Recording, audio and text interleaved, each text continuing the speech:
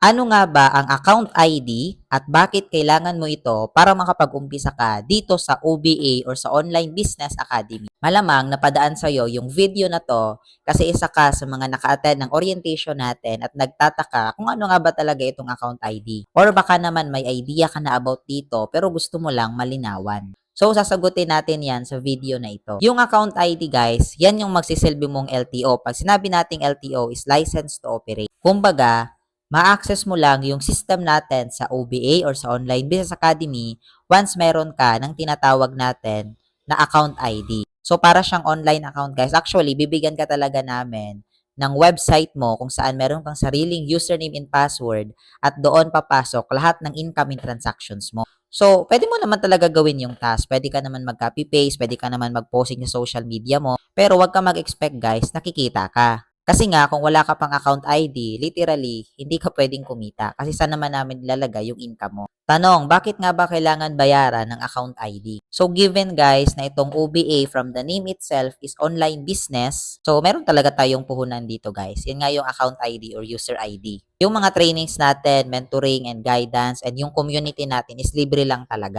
Pero syempre, kailangan mo talaga muna magkaroon ng sarili mong account ID bago mo ma-access lahat yan. Besides guys, yung account ID na yon is one-time payment lang naman pero lifetime mo naman may enjoy. Plus, meron pa tayong mga freebies kung saan may enjoy mo din yung mga products and services na ino-offer ng backup company natin. Pero unahan na kita guys hindi mo kailangan ibenta yung mga produkto na yon. Gamitin mo lang kasi magaganda naman yun eh. So na if you want to qualify, pwede kitang turuan. Mag-comment ka lang ng how and yung location mo sa comment section para mag-guide na din kita.